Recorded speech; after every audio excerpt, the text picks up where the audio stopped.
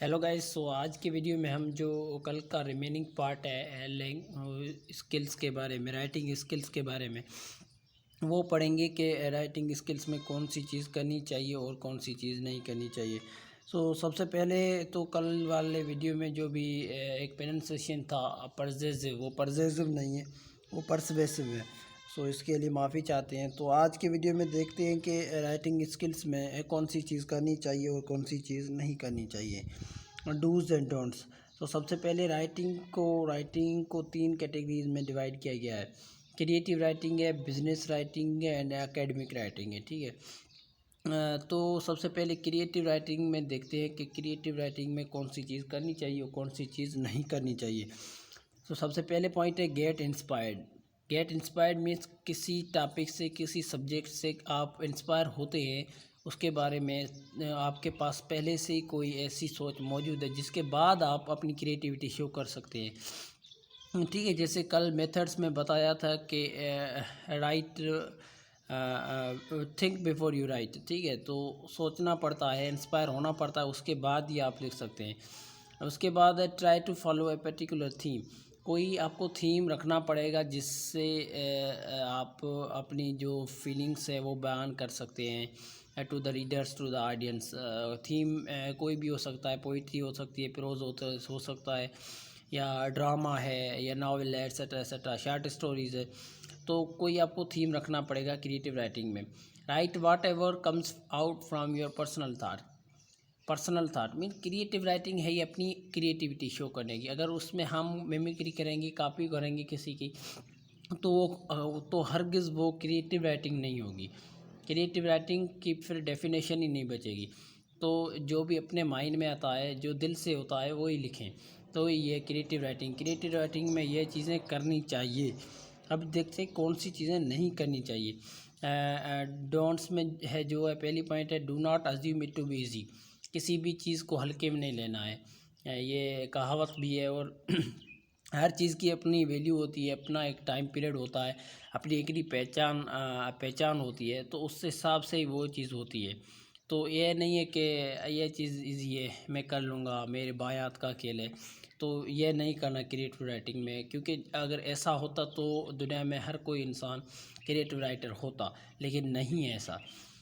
हाँ, second point है never have a thought that you can not do it. ये तो कब सोचना ही नहीं है कि ये मैं नहीं कर सकता। अगर आप लिखने बैठे हैं, आपके माइंड में आइडिया है और आप किसी से इंस्पायर हो चुके हैं, आपको राइटिंग लिखनी है, पोइट्री लिखनी है, कुछ भी लिखना है, तो ये कभी नहीं थाट या ये सोच दिमाग में नहीं आनी चाहिए कि यार ये मुझसे नहीं होगा।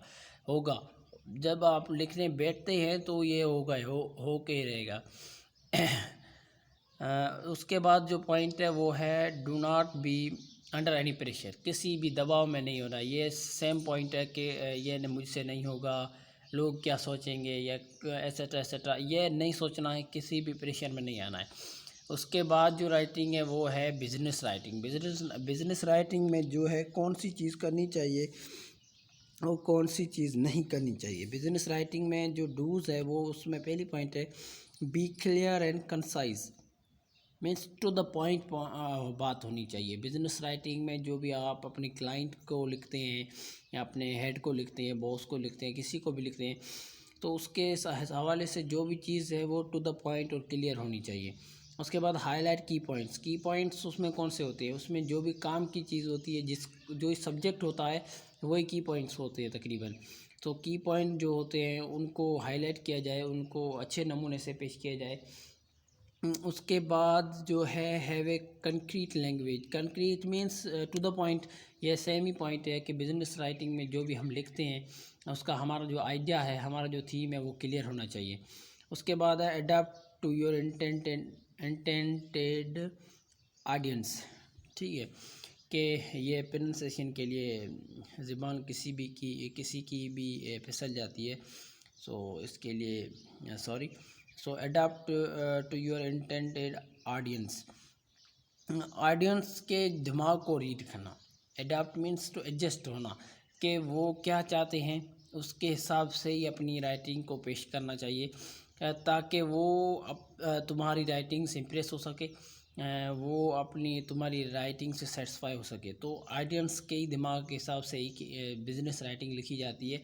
ऑडियंस उसमें कौन से होते हैं, क्लाइंट्स भी होते हो सकते हैं, आई थिंक यही यूज़ होगा। उसके बाद डोंट्स, कौन सी चीज़ इसमें नहीं करनी है। बिजनेस राइटिंग में डोंट्स में है, do not write the way you would talk to your friend. Friendly way से तो बात करनी नहीं है। ऐसा नहीं है कि चल भाई मैं ऐसा सोचता हूँ कि तू भी ठीक होगा, मैं भी यहाँ पे ठीक हूँ, ऐसा नहीं। अगर देखते हैं कौन सा ऑडियंस आगे है, उस हिसाब से ही उस वे में लिखना है। बॉस आगे है या क्लाइंट है, कोई हेड है या प्रिंसिपल है या कोई भी बिजनेस के हवाले से जो भी होता है, तो उसके रेस्पेक्ट वाले अंदाज में ये उसको पेश करना पड़ेगा, ना कि फ्रेंडली वे में बात करना पड़ेगा। उसके बाद डोंट राइट ऐसेज। बिजनेस राइटिंग में कोई ऐसे लिखता भी नहीं है, उसमें लेटर कवर लेटर सीरीज वगैरह होती है, तो ऐसे तो लिखना ही नहीं है, ऐसे ही बात को खींच ले, ये गलत है। डोंट एग्जाजरेट इट, मीन्स बात को खींचना नहीं है, शॉर्ट कंसाइज सिंपल होनी चाहिए, टू द पॉइंट होनी चाहिए। उसके बाद है डू नॉट यूज़ सेक्सियट और जार्गन लैंग्वेज। अब्यूजिव लैंग्वेज नहीं यूज़ करनी है। अगर अब्यूजिव लैंग्वेज यूज़ करते हैं तो आपकी रेपुटेशन ऑटोमेटिक ख़राब हो जाएगी। उसके बाद जो राइटिंग है वो है एकेडमिक राइटिंग। एकेडमिक राइटिंग में कौन सी चीज़ करनी चाहिए, डूज में क्या है, B formal and unbiased. Unbiased means free from favouritism, B formal. Academic writing का मतलब ही फॉर्मल है। कोई भी पीस ऑफ राइटिंग जो है फॉर्मल वे में पेश किया गया हो तो वही एकेडमिक है, अदरवाइज़ वो क्रिएटिव हो सकता है। तो अनबियास फेवरेट, कोई इसमें फेवरेटिज़म वगैरह कोई नहीं चलनी है। पर्सनल थाट तो चल ही नहीं सकते, तो फेवरेटिज़म कहाँ से चलेगी एकेडमिक राइटिंग में। So to the point, formal way में फॉर्मल लैंग्वेज यूज़ करनी चाहिए, फॉर्मल वर्ड यूज़ करने चाहिए, ठीक है। Be clear and precise. हाँ, ये तो सब में पॉइंट है राइटिंग स्किल्स की, हर पॉइंट में ये है बी क्लियर एंड प्रिसाइज, क्योंकि ये जो भी हम लिखते हैं सामने वाले को, उस बंदे को समझ में आना चाहिए। सो कॉम्पिटिटिव एग्ज़ाम में भी यही पॉइंट मेन होती है कि हम जो भी लिखें ऐसा नहीं कि हाई लेवल की वोकैब लिखें, क्लियर लिखें, कंसाइज लिखें, प्रिसाइज लिखें, जो सामने वाले को समझ आ सके, ठीक है। उसके बाद है करेक्ट एंड कंसिस्टेंसी लाजमी है एकेडमिक राइटिंग में। कंसिस्टेंसी सेंटेंस यूज़ के हिसाब से हो सकती है, कंसिस्टेंसी वर्ड्स के हिसाब से हो सकती है, कंसिस्टेंसी ग्रामर के हिसाब से हो सकती है, कंसिस्टेंसी जो है पंक्चुएशन मार्क के हिसाब से हो सकती है, कंसिस्टेंसी आर्टिकल यूज़ करते हैं उसके हिसाब से हो सकती है। तो कंसिस्टेंसी लाजमी है एकेडमिक राइटिंग में। एकेडमिक राइटिंग में कौन सी चीज़ें नहीं करनी चाहिए, नोट्स में क्या है, do not be personal thought तो रख ही नहीं सकते। पर्सनल थाट हम क्रिएटिव राइटिंग में रखते हैं जब अपनी क्रिएटिविटी शो करते हैं। उसके बाद do not require long winded sentence. बात को खींचना बिल्कुल नहीं है। एकेडमिक राइटिंग में जो भी बात जितनी पूछी गई है उतनी बताएं, तो ही सामने वाला बंदा आपसे सेटिस्फाई होगा। Do not have an emotive language. Emotion तो बिल्कुल इसमें है ही नहीं। इसमें फॉर्मल लैंग्वेज यूज़ करते हैं तो इमोशन नहीं होते। ऐसा नहीं है कि आप होते तो क्या होता, ये होता, ये होता, ये क्रिएटिव राइटिंग हो जाती है। उसके बाद आज के लिए वीडियो में यही है।